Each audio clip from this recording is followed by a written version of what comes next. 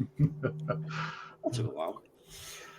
Hi, hello. Thank you for joining us for this episode of the Marketing Guides for Small Business podcast. My name is Paul, and I'm joined by Jen, Ian, and Ken. And today we're going to talk about the different types of social media and how or if you can and should apply them to your business. There's a lot of people that think social media is some kind of silver bullet, and it should definitely be a part of your marketing strategy, but there's some things to be aware of. And so, Ken, I'm going to start with you. Reach engagement rates, especially on Instagram and Facebook, have really dropped lately. So, can you talk about that a little bit and share some stats? Yeah, absolutely. So I saw a post that Mari Smith did recently, and she is referencing Social Insider in a survey that they did, and they're showing the engagement rates and the reach rates for Facebook and Instagram for 2020. For Instagram, it's down to 13.5% reach.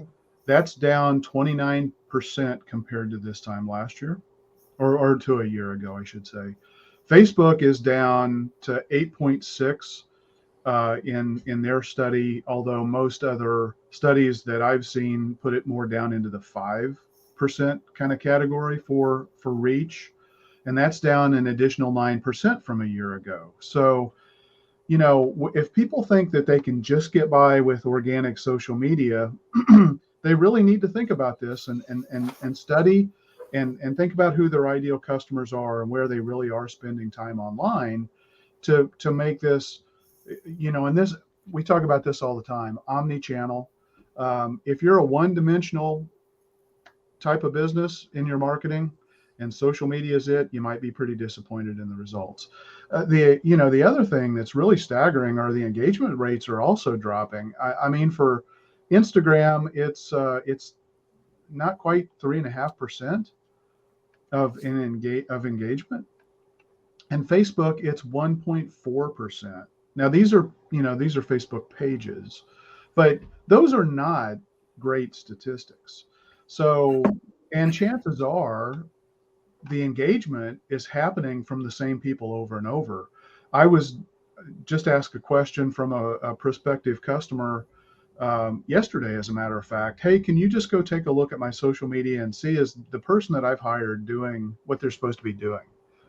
And so I went and I took a look, and it's like, okay, well, yeah, they're posting, on a fairly regular basis. That's a good thing. The quality of posts look okay, but you're getting the same you're getting the same engagement from the same 4 or 5 people cycling. Sometimes it's two, sometimes it's up to five, but it's the same 5 people of all of the people who like your Facebook page. So for all intents and purposes, you're invisible to the people you really want to be reaching.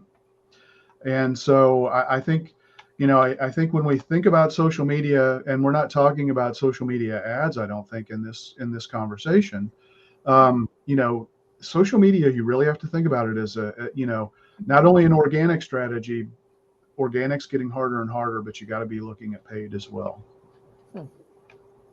I have a question on that. Your opinion is what I'm after on this, Okay. Ken, and everybody really. Um, what is your thinking around? Okay, so you just went through and said sort of discoverability was on the low side. Let's just put it nicely. What about what value do you see in if a potential customer client comes to check out your Twitter, your Facebook, your LinkedIn company page? So doesn't find you in the feed, perhaps is on your website or perhaps is on LinkedIn, and I'm interested in this company. Let's go see what they're doing on their Yeah. LinkedIn company page. So coming there on their own to see the lights are on, they are posting, they are a viable business. So Right. what's your thinking about having content there for that purpose? I think that is the main reason anymore for content. I think if Mhm. you're posting a lot of content, especially, well, so I really look at social media in 3 different categories. There's level one is just post great stuff, and do it on a regular basis. Level two is put information that's personalized about the people and the processes and the products about your business. Let them see the people who work in your business. Let them see your products in action. That's a more sophisticated level of social media posting.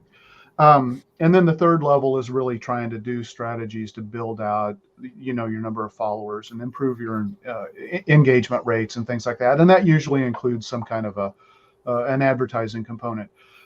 But the level one, I think, is hugely important because it is a place where people are going to go check out your business and see if you're still in business, especially after COVID. Especially if you're a brick and mortar business, so many businesses have struggled. They've cut back their hours, whatever. And so if they go and they check out it's just like, there's probably a hierarchy. People probably go look at your website. They look at your Google profile page and the reviews that are on there, or another review channel that might be important in that particular industry. And then they're probably going to go check you out on social, just to see, are you a legitimate business, and do you appear to be an active, thriving business? So I think it's really important. Kind of a keep the lights on strategy. It's a necessary evil. I was going to say, I think that needs a better name, but you know what I mean. Necessary evil is not a good name either. And just to clarify, I think when business owners who are just getting started in doing social media for their business or considering it, I think they come to it with the lens of how they view social media from a personal standpoint, that it's free. I can post whatever I want. I get a fair bit of engagement from the people that I'm connected with. And it's valuable. And I keep hearing all this buzz about it. So it's got to work. And I think what happens is they need to understand that they need to shift that viewpoint, because as a business, the social networks view you radically differently than your personal profile. And so the play you get with your followers personally is very different than the play you get with people as a business. And that's on purpose. Facebook, who owns Instagram as well, has made that a monetization play. And you have to pay to play to really get a lot of visibility now on social and a lot of engagement. Well, and even, social media is kind of Pavlovian in a certain sense. Every time you see somebody like a post, man, you got to go check it out. Who was that?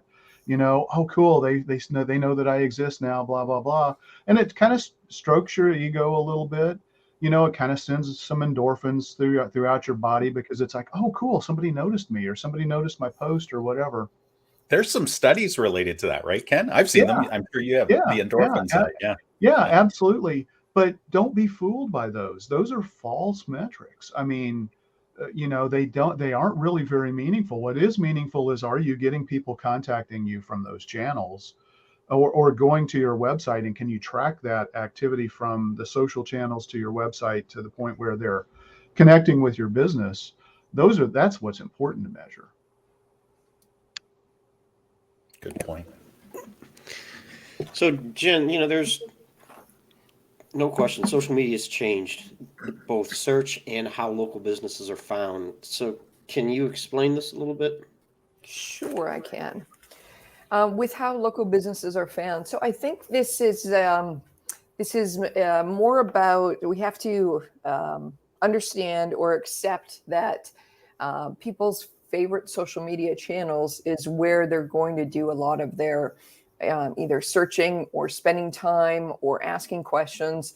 And we've noticed this. I'm sure you guys have noticed this too with your clients. There's certain social networks that are their favorites. There's certain that they can't stand and don't want anything to do with. So if we think about how it is for that user to start interacting on that social channel, they're not going to want to leave it. They want to know everything about their questions, about their search, about their information that they're trying to find on that channel. And so how that's different is and this leads into what kind of social media channels your business should be on. I know that's a question coming up later, but search can play a huge role within social media. And what I mean by that is, if you are on YouTube and you're looking for certain restaurants within your area, or you're visiting a different town and you're looking for certain restaurants within that area, you can type in that type of restaurant, that geographical location, and videos will come up based on your search there. And so what's so important about that is folks aren't being on one social media channel and then wondering, I wonder how I get to this place. I wonder if there's any more information about the business, and then taking those questions over to Google to ask. So what's really neat about what's going on is that every single social channel is becoming more and more the place where you can get all your answers.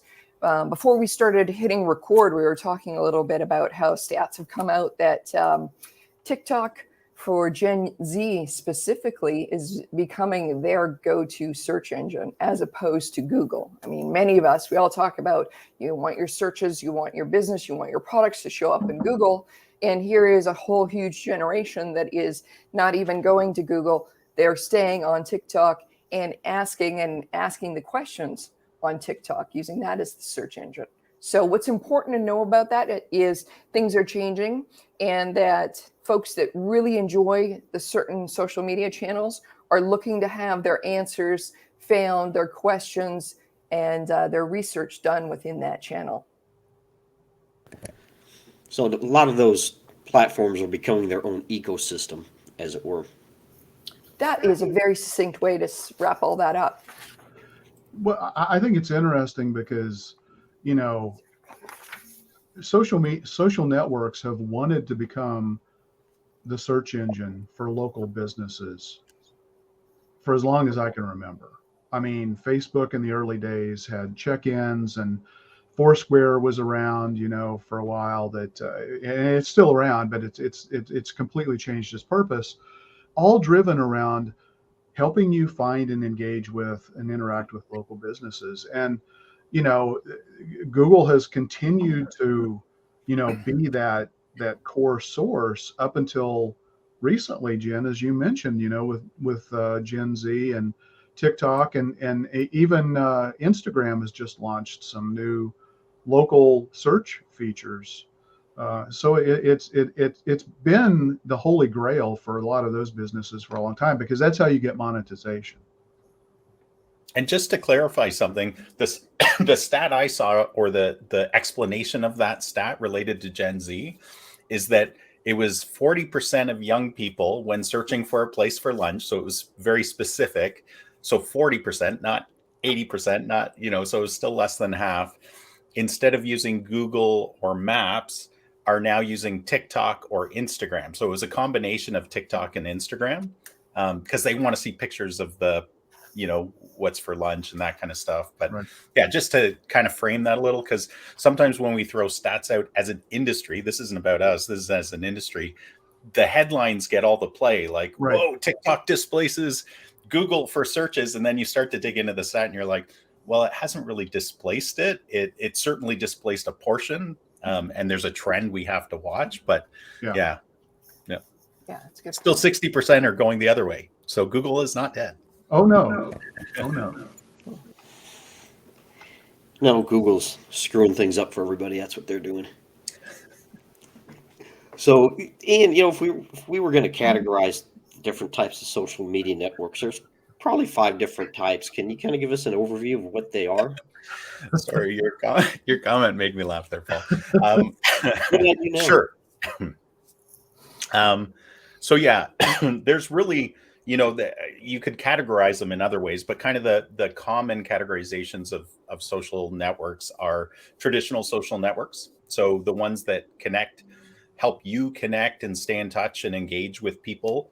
That's pretty common. So things like, I won't go into detail, but like Facebook and Twitter and LinkedIn, those ones are kind of peer-to-peer.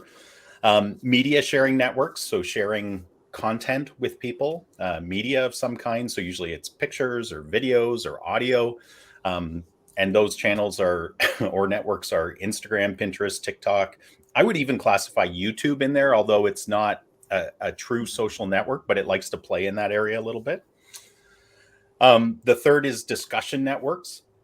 So that's where you get involved with lively discussions about topics with people online. And so those kind of platforms are things like Discord, Reddit, Quora.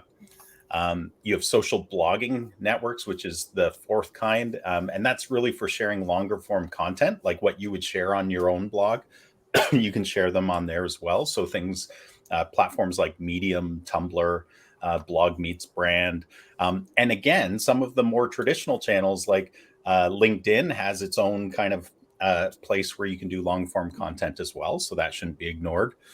And then you have the fifth kind is review networks. And that's really dedicated to you as a person or as a business sharing your experience about another business and leaving a review. And so those platforms are like Yelp, Glassdoor, Google Business Profile, TripAdvisor, Rate MDs. I mean, there's a whole bunch of them out there. And there's a lot of specific ones related to specific industries like Houzz and some of the other ones. So, yeah. So, Ken, social media, you touched on this a little bit earlier. Social media has evolved over the years. So, can you kind of give us a quick overview of that evolution? I think it's important what it started out as and what it has evolved into. Yeah, well, really, the first two really are probably LinkedIn and Facebook. And at the time, they were, as Ian said, they were peer to peer, where they were a way for you to connect with people that you knew, or maybe connect with the people that you know to the people that they know, so that you could broaden your network a little bit. And that was really before any marketing intent really started to creep into these platforms. The reason these platforms want to become marketing platforms is because that's how they're going to monetize and make money ultimately. They started in the early 2000s, and have evolved. Twitter came along, started I think in 2006. And it led a real-time revolution. I mean, in my mind, the biggest change that I've seen in information distribution, the radical shift, the biggest one was when Twitter came along and made information accessible real time, because people were using hashtags. And if you were searching hashtags and you saw trending topics happening, you could immediately find out what was going on. And then it got to the point where you didn't even have to attend a conference. You could just monitor a hashtag stream, for that conference to see, and people literally were taking notes and posting them real time. And so you could go read an entire transcript of Twitter just by reading the information from hashtags.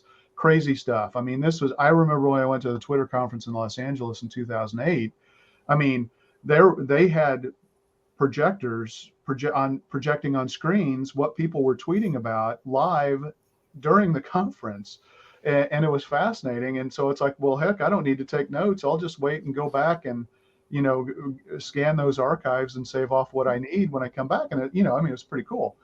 Facebook, I think, provided a little bit of a paradigm shift with these platforms when they created Facebook pages. For businesses. Those were intended specifically for business use, and it had a different tone and a different feel about it. And like I mentioned earlier, it included the check-in capability. I mean, Foursquare and Facebook really wanted to be the places where businesses got people to come in and brag and say, hey, look at me, I'm eating at this restaurant, or I'm getting this massage, or I'm visiting this location. And the check-in feature was a great way to do that. And it also, I'm honestly a little bit surprised that these never got legs, but they had the ability to where you could claim an offer when you check in. And I think that probably ultimately went away because they wanted to turn that into an advertising model instead of a free offer platform that you could use as a business to get people to come in. So, from there, we started to see a shift toward much more visual based content. So that's where you see Instagram and Pinterest. And we haven't talked about Pinterest yet, but Pinterest, you cannot and should not rule out Pinterest, especially for certain, types of businesses, because Pinterest is a powerhouse and it's really a hidden SEO gem for a lot of businesses. So don't ignore it. But again, you got to think about who are your ideal clients. Where are they spending time online? Where do they go to get information? All of these different things. And then, Twitter took visual and launched Vines. And Vines was the first real live video feed that I can remember. Maybe there were others, but it really was kind of that first iteration of what TikTok has become. And so now, you've got TikTok, which I think is really kind of setting the standard for what a lot of the other features that social media platforms are rushing to add. Instagram has created Reels. Well, Facebook owns Instagram, so now Facebook has Reels. Twitter has live video. LinkedIn has live video now. So the power of video has become super important. YouTube, has YouTube Live. So really, there's been a big evolution, and I think what's interesting is the social networks. In a lot of cases, they're trying to add a lot of features that another social network has, so that they can try to become like the one place that people go to. And I just don't see that really happening. Maybe somewhat generationally, there's a little bit of collection, and Instagram and TikTok with maybe younger generations, or even Twitter is actually pretty popular with some folks. And I do want to, just say, I still think Twitter is a very important channel that a lot of people have started to dismiss recently. So do you tweet on Twitter? Do you tweet on Twitter? You have to be really careful with that. Yeah, you tweet. I actually heard someone say that one time. It was an older person. Someone said something about Twitter. He said, "Well, I don't twit." Yeah, it's tweet. It is tweet. Mm-hmm. So, Jen, it might seem kind of obvious, but what makes a platform a social media network, and how a business decide which ones they should actually be on? Well, you know what? Before I answer that, it's very interesting because these different categories of social networks is really helpful, because when we work with clients and it comes time to the social media section, we're always lumping Google Business Profile in there. But then with the caveat is that it's not really a social media, but it's kind of like a property. So we're just going to do it, and it's lumped into like that section of your work. So it's helpful to have all these categories really separating out what everything is, because it's easy just to think like, okay, it's all a social network, it's all social media, but it's actually really very different. I know that may sound obvious, but I personally have struggled how to explain Google Business Profile and why it's part of social media and that kind of section for our clients. So this has been helpful for me. So what makes a platform a social media network? So there's a few things that have to happen on a channel for it to be considered a social network. So you got to be able to have folks gather there digitally. Typically, they're going to come there to share their photos, share information, upload videos. It's somewhere that they want to join in on. So they got to have a username, password. They have to make an effort to join in. Typically, it's expected that they will post their own updates. Of course, we all know folks and businesses that are on a social network, but are more of an audience than they are a participant. And the last thing, it wasn't in the article, and it hasn't really been, I guess, said, but that immediately after joining, you can have immediate connection. So you are able to join right away, post your stuff. If you think about it, coming into a networking event or a party, you are able to say, hi everybody, I'm here. This is what I've got to share. Also, immediately you are able to go and have a look at and start to interact with other people in the network. So it would depend, and even as I say that, it depends on the social network. Because, for example, you're not just able to go onto LinkedIn and start connecting with other business professionals, that they have to allow you into their network. So there's a little bit of a second step there. But for example, I mean, that's one of the great things about Twitter, right? You can come into the platform, and with whatever you're interested in, you can see what is going on with the conversation, and your 2 cents, your comments, or your decision to share, to share what they're talking about outwards to your network as you build it. That's something that you can do right away. No one has to approve that you're allowed to be part of their network. So even within the social media networks, there are some differences there. Now, as for how would a business decide which ones they should be on, all of us on the call are in a marketing company where we advise our clients on social media and which ones to be on and whatnot. And we have all heard that there is this, this personal attitude towards favorably some, not so favorably the other. So with that, I've said that a number of times, but you have to get over either your personal preference for or your personal dislike of certain social media channels. We do not hear this same kind of passion, if you will, for outdoor advertising or for trade shows or for skywriting. You know what I mean? It just seems to be social media is just so polarizing that way. So to decide which ones to be on, first thing, where are your customers? Be there. Second thing, where are your customers in places that you don't like right now? So for example, let's pick on Twitter.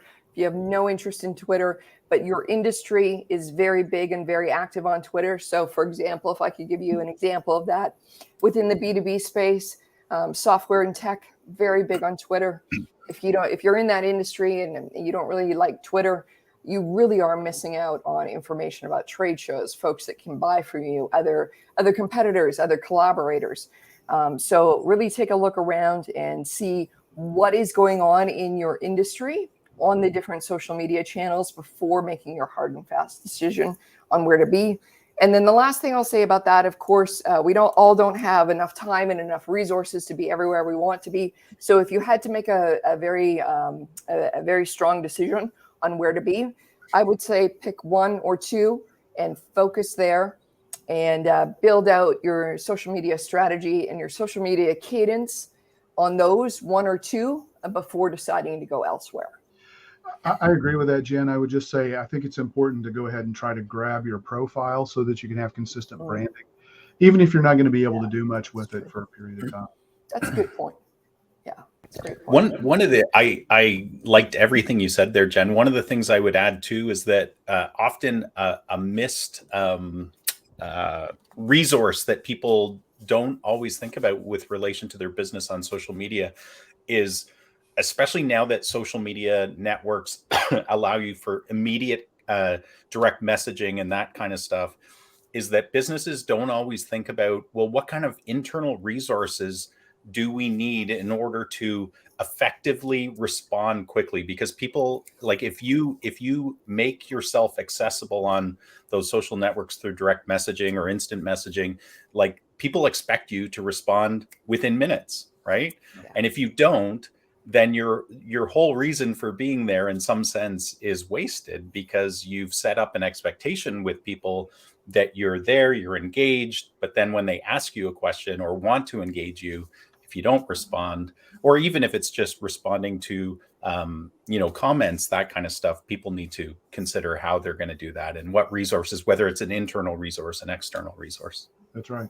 Yeah, Good that's point. fair enough. That's fair enough. It's so funny because we talk about, like Ken at the beginning of the show, he talked about, okay, so this one company wasn't getting all that much more engagement, but if they 10 times that, I mean, do they have the internal staff that would be able to respond to, even if they're not taking orders or appointments? I mean, there's going to be some comments, there's going to be some questions. Would they have the staffing to be able to reply in a timely manner to keep up that conversation? Yeah, absolutely. So Because that timeliness of response is going to help build your engagement. It's going to amplify it. And remember to build it into your business accountabilities, because I've seen this too, where where somebody had the responsibility and then they got moved into a different position, or they left the business.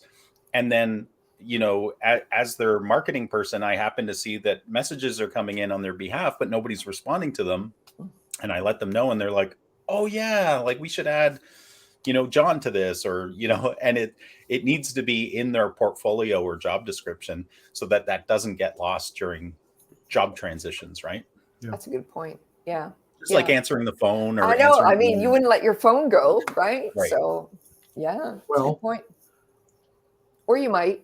or you A lot of businesses do. I mean, small businesses are resource constrained, Yeah, and I that's mean, true. that's another, that's why, we preach this automated lead capture, just like Ian said, from your social channels and from Google and wherever it may be coming, but also, have a strategy for your phones, because you can't answer the phones live all the time. You may not be able to pay for a receptionist. Even though there are virtual solutions that are out there still, speed of response wins business. Yes, we talked about that in a previous podcast.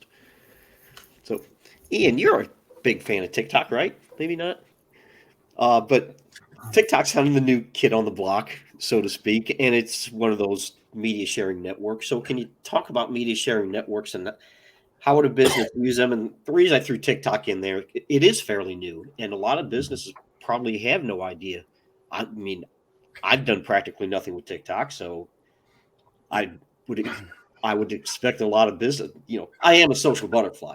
Well, plus, I mean, just seeing the dancing pea, in TikTok videos would make me laugh.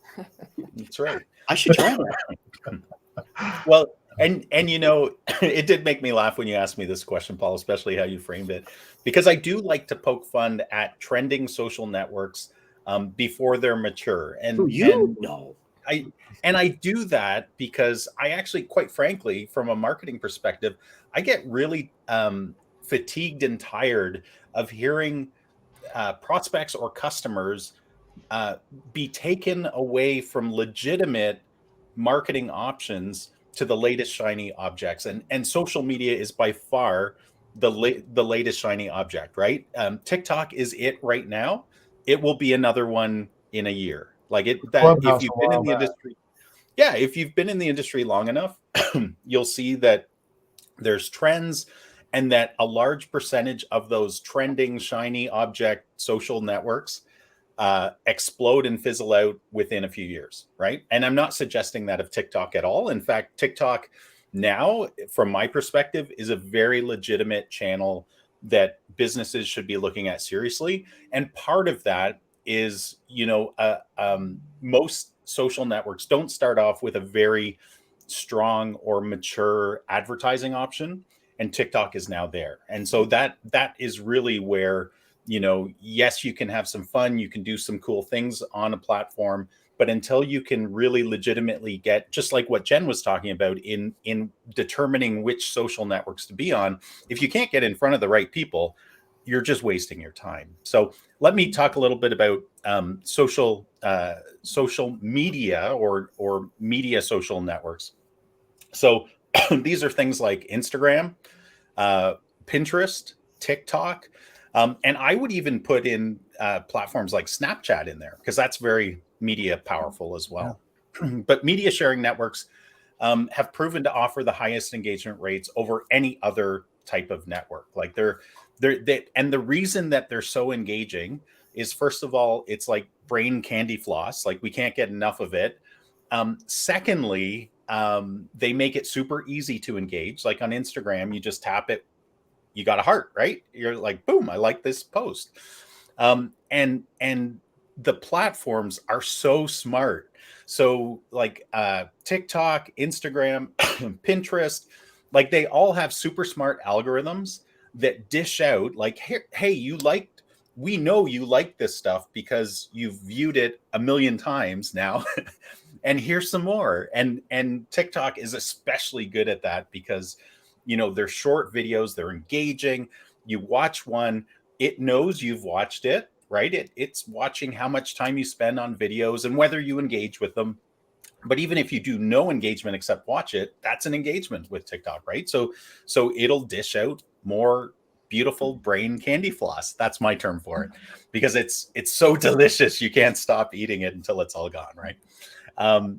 But people love these networks. They're fun, they're entertaining, and you can find useful information on them as well. And what's interesting is these platforms have gone big into e-commerce, shopping. Like Instagram now is huge for that. TikTok is big into that now.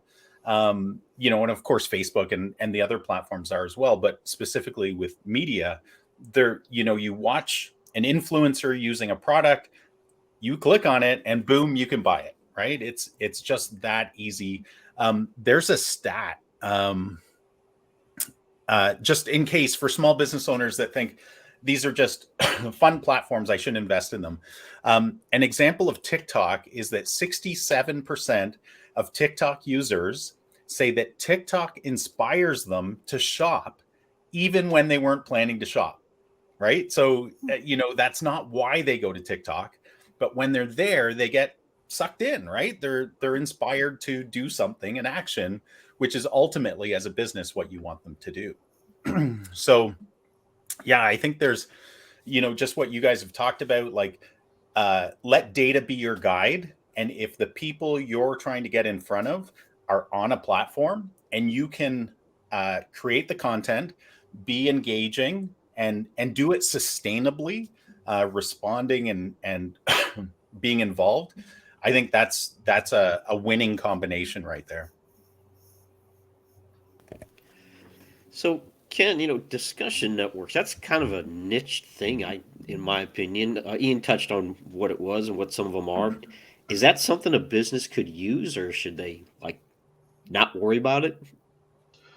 Well, when you talk about use, I mean, there's use and then there's manage, right? So, I Correct. mean, these specific types of platforms are going to be like Reddit or Discord or Quora.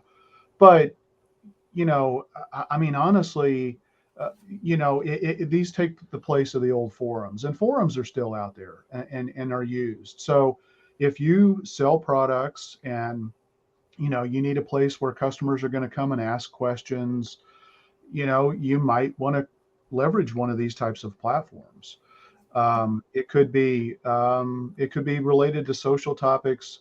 It could be related to a variety of different things. I think it's interesting too, though. I would put Facebook groups and LinkedIn groups in here as well. And there's, over the last year, because I kind of like to monitor a lot of stuff that's going on. And over the last year, it's driven me nuts. But there have been an explosion of community building platforms where you can create your own social media network to mimic, the different threads that are on the different discussion platforms, or to create your own community to replace a Facebook group or a LinkedIn group. And me as a user personally, I find it to be really obnoxious because, look, I don't have time or energy to keep track of 10 or 15 of these things. Mm. I want to be able to go to one place and have that one place tell me, hey, there's a bunch of stuff going on. And honestly, my use of Facebook these days is probably 80-90% just being a part of the conversation of what's happening inside of these groups. Whether they're product based, whether they're marketing based, whether they're personal interest based. The thing I like about Facebook is it is the one place where it can pull all those together for me personally. But that's just me. I'm not representative of your ideal client, probably 9 times out of 10. So you really have to think about, is there a value in you being, on these platforms? So don't ignore them. Certainly check them out. It can be a great way to build traffic to get back to your website in a very timely manner as people are having a problem and they're expressing their situation. You can build a super highway right to your website just by posting strategically on one of these platforms. Can I add to that as well? Paul, I know my question next kind of comes into this, but maybe this will help too. In these discussion networks, the ability to go and answer a question that's already been posed, is a wonderful way for a subject matter expert internally, somebody who wants to grow to be a subject matter expert, somebody who wants to grow to develop thought leadership. One of the things that we find is if the person is not already there or not already used to explaining a lot about the product, the service, the industry, the background, doesn't already have those thought leadership skills or comfort level. One way to get comfortable with that is to start on those platforms answering questions that are already posed, because that's a great way to eliminate the what am I going to talk about? You have a question there, answer the question. And so it allows you to be able to, explain some background and sort of get your chops fine-tuned in the way of explaining certain concepts or why something's better than something else.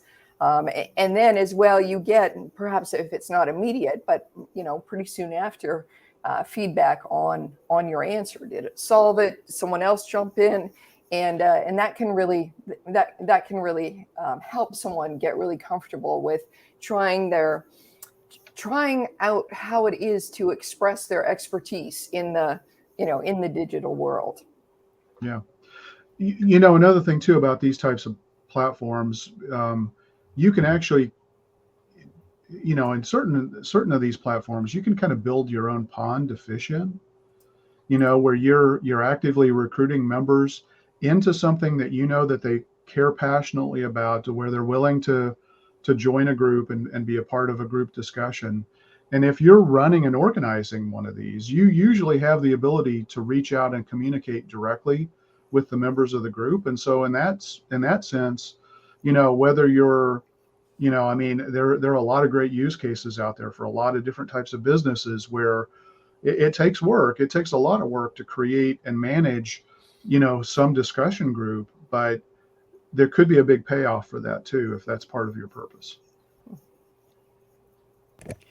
Yeah, that was actually a good segue, Jen, because there are differences between blogging networks and discussion networks. So what are some of those differences, and why would a business use a blogging network?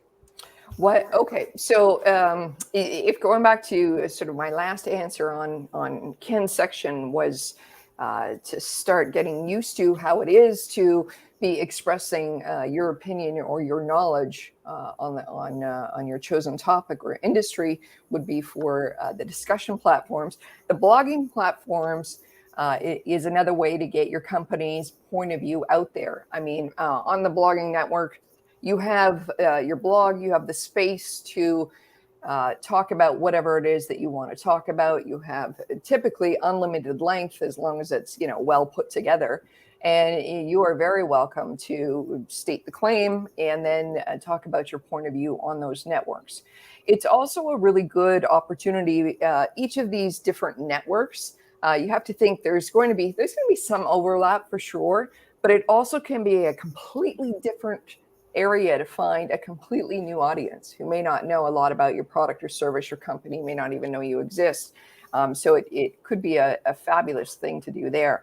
As well, if you think about, so I get this question sometimes. So for blogging on our website, why would we put our stuff elsewhere? Like, it's on the website. But you have to think, there's many more people, probably, I'm guessing, on LinkedIn, for example, than there is on your company website. So the idea is to go where the people are and to participate there with your thoughts. So the difference would be the blogging networks are really great for an article, a blog put up, a point of view that's very well explained. And again, when you're joining these social networks, you got to think about being consistent. Right? There's no thought leader that has become a thought leader with just one piece of content, right? This is a continual thing, or same with subject matter expert. It's a continual thing, both for your development and because your industry is going to move and change and you need to keep up with it. The discussion as well, that's going to be a little different. You're either asking, we haven't talked about that a lot, asking the question, or participating by answering the question. And on both of these situations, Ken, I know you talked about people beating a back to your website, back to your door to buy from you.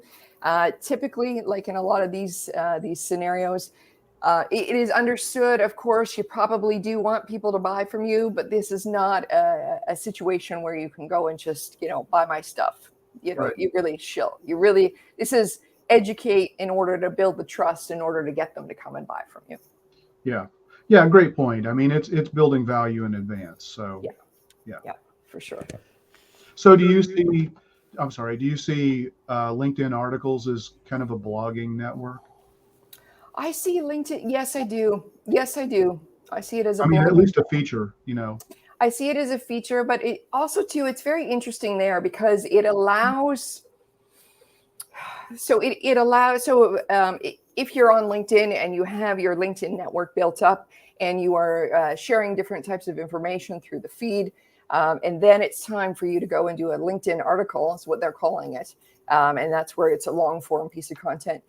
Your network gets alerted that you have produced an article. Your network doesn't necessarily get alerted every time you post something. You post a third-party article. So it's a great way within your own network to start to rise as a thought leader and to keep top of mind. And that's very important because I have to tell you, I'm sure we all have a LinkedIn network, of first-degree connections, and we're like, who's Bob? How do I know Bob? Right? Yeah. You got to Right. keep that going. Yeah. So LinkedIn, Tumblr, Medium, those would be some of those blogging networks. And, Correct. you know, Yes. Medium is bigger than you think. I've done searches for things that take me to a blog post on Medium, and there's a lot of people on Medium, and then that is a link back to whoever wrote that. It's a link back to their website. So they're using Medium to get you to their website. Yep. And core is huge too, right? Like Yes. Yeah. lots of discussion, but lots of long form content too. Right. Absolutely. So, Ian, social media networks, when we talk about them, review networks, they're probably not the first. We think of Google reviews. We don't think of review networks as a social media platform, but there are review networks. What are some examples of those? Yeah, I think I listed some before. So things like if you're in the trades, Houzz, some of the terms aren't coming to me right now, but TripAdvisor for hotels.com. Avvo for attorneys. Absolutely. Yelp. Of course, Google business profiles, right? The first place people usually look is they Google something. So, but then, and then there's all the crossover you were talking about earlier, guys, how social networks mimic other social networks when they see trending, positive engagement and followers, right? So you see that with Reels because of TikTok. You see that with recommendations. They used to be reviews on Facebook, but now they're recommendations, but it's the same thing. They see how powerful Google reviews are. They want those on Facebook as well. But the dedicated platforms are usually very specific to an industry, or like a Yelp that crosses a lot of industries, but has, stronger geographic following in different areas for sure. But it's really about, just like with any other social network, you want to move gently. You want to ask your customers to share reviews with other people on the platforms that are most important to you. So like for my business, Google's number one because people Google things about marketing all the time. So that's where I want my clients to leave reviews for, and that's true for most local businesses. In some geographic areas, Yelp is super strong, regardless of the industry you're in. And then if you're a business that hires lots of people, right, and that could be almost any business, Glassdoor, right? You want your people to leave great reviews on Glassdoor, because when somebody is looking at potentially choosing you as their employer, often those searches will come up or the results will come up and they'll see, oh, every single person that's left a review on Glassdoor is bad. Like maybe I don't want to work at this place, right? So it really is about reducing barriers, elevating social proof. So it's not just you saying great things about yourself. Real live people that have experienced what you do are leaving, excuse me, their experience with others. It creates greater exposure for sure. But the key is to know where your clients look for reviews. So you ask them, right? Just ask your clients, like, where do you go to find information, or where did you find us? What reviews did you look at? Second, sign up for an account. If you don't have a profile on those platforms, sign up for one. Usually they're free. They'll always try to get you to advertise on top of that, but sign up for a free account. And then third, invite your customers to leave reviews. Be proactive. A lot of people think if you build it, they will come. That's not true with websites. It's not true with review platforms. You have to be proactive and ask people. And then fourth, respond to those reviews. Like, be active, because the response actually says a lot, whether it's a positive review, a negative review. Your response and how you communicate plays a lot in how people view your business. Even if it's a negative review, people will often look at it through the perspective of, first of all, was that a reasonable negative review? And if so, how did the company respond? Are they looking to resolve the issue? Was it was it a dumb review, right? Like, can I not see that as a reasonable review? And then they'll also look at how you responded, but they'll discard that and move on to the next review. And I guess fake reviews too, right? So we have that with a couple of professional services. There will be people leaving reviews about, their experience with this accounting firm. And, every time a review comes in, we double check with the client, is this, is this person a client? And sometimes they're not. And they've given these 1-star reviews. We have the opposite too. They give these 5-star reviews, great service. They're not even a client. Right. So, I mean, we do comment on that on both cases, but. Yeah. And sometimes it's confusion in the marketplace, right? There's an awesome case study of it. It was a restaurant on the boardwalk somewhere in England. I'm not sure where it was. I think it was in London. And they had the exact same name as this other business that wasn't even food related. So this fish and chip place had horrible reviews and it was killing them. It was actually literally killing their business, but it was reviews of this other business that were bringing down their star ratings. It wasn't even their business. And so that was an example of, they're not fake reviews, they're confused reviews. Confused reviews. Okay. And so again, responding is really key. Like you can, and Google has made it more possible now to try to authenticate reviews. They've certainly tried to get rid of fake reviews because they know it's to their benefit to do that. But yeah, you can submit something as like, this person isn't even a customer, so it's not relevant, or they never worked for us, or whatever. Right.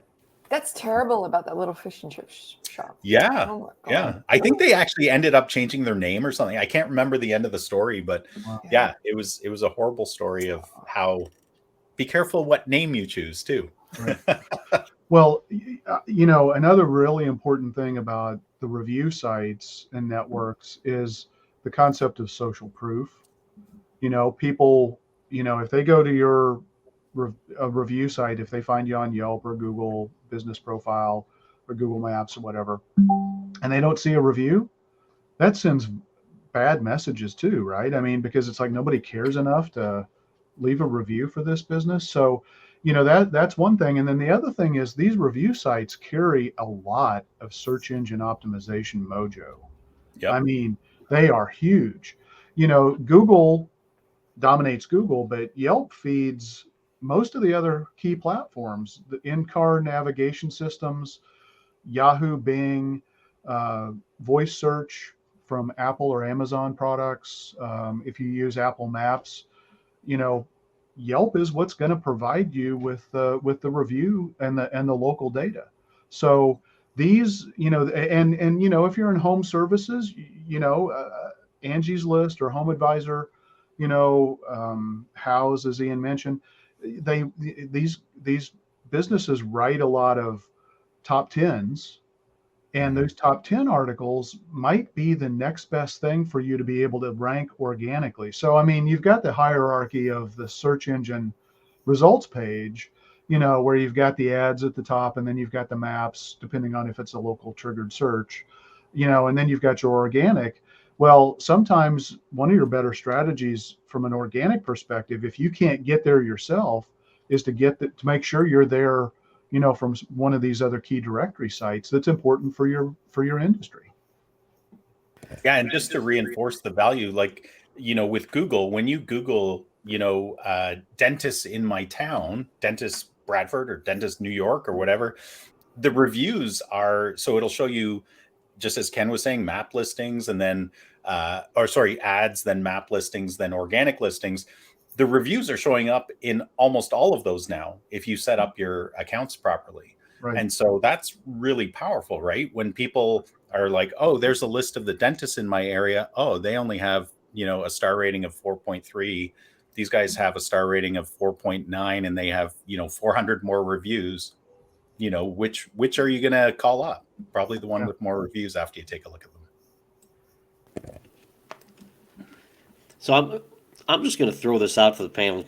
I kind of skipped over the traditional social networks like Facebook, Twitter, because I figure most people are pretty well acquainted with those. But does anyone want to toss anything out there about those? I figured Ken would. Well, first of all, don't ignore Twitter. Even if it's not really where your ideal clients are, it can still send some really valuable traffic to your website and help you build some quality inbound links. So even that alone is worth considering a Twitter strategy. The other thing is, and we talked about this, I think, at the beginning with the poor reach and engagement levels.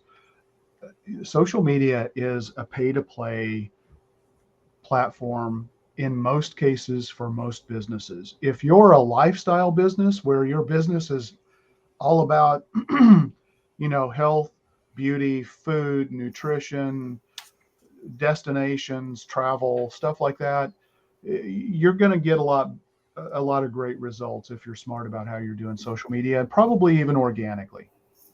If you're a huge brand and you have a huge following, you're going to do well. But as the typical small business, it takes a lot of work, and don't necessarily think that because it's free and because it's easy for you to do that it's the right channel, and certainly don't let it be your only channel.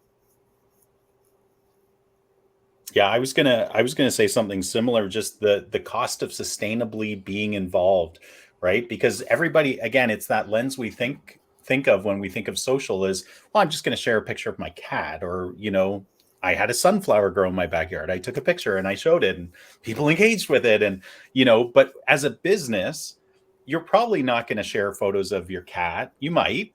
In fact, I did a social media webinar 2 weeks ago, and I shared some stats on dogs and cats and posts and why you might want to include those, even from a business perspective. But the point is, not just the cost of the advertising, because you probably have to advertise to play now. Not just the cost of your team or yourself to manage the accounts and to respond to the accounts, but the cost of creating the content, right? That often gets overlooked when businesses are going into this. And especially the cost of your time if you're doing videos, or just fitting it into your day, or paying an agency to do it for you. Like it's part of a marketing structure, and it's part of your overall marketing budget that you have to consider if you want to do it well and actually get results from it, I think. Mm-hmm. Ian, I think you missed an opportunity. You could have put some of your logo to tire on that sunflower when you took a picture. Not everything's about the money though, Ken. Sometimes it's just about the happiness a sunflower can give you. Well, I was going to say you could take it that much further, because if sunflower seeds get stuck in your teeth, we can actually do a dentist. That might be a bit too far. I will leave it there. All right, well, we're coming up on an hour here, so I think this is a good place to wrap up. Hopefully this is helpful and some good information for our listeners, and we will see you next week. Ta-ta.